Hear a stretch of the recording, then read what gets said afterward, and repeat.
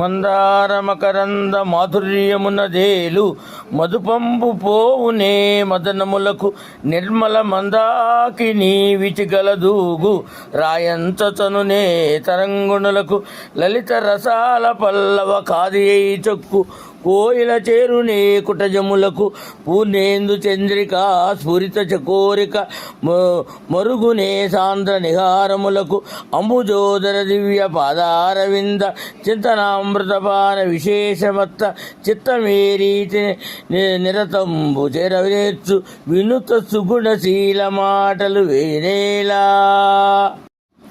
మందారము కల్పవృక్షాల్లోకి ఒక తెగకి చెందినది.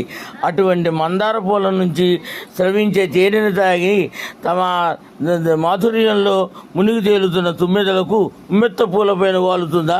నిర్మలమైన ఆకాశగంగా ఆకాశంలో తేలియాడే రాజహంసకు నదుల వైపు పరుగులు పెడుతుందా? రుచికరమైన లేత మామిడి చిగురులు తినే కోయిల కొండమల్లిని తినడానికి ఇష్టపడుతుందా? నిండు చంద్రుని వెన్నెలను ఆస్వాదించే చకోరపక్షి మంచుకి ఇష్టపడుతుందా? అట్లే శ్రీ మహావిష్ణువు పాదాలను సేవించే మనసు తరతరాల వైగా అటే ఉంటుంది కానీ ఇంకొక వైపు మరలదు కదా అని దీని అర్థము.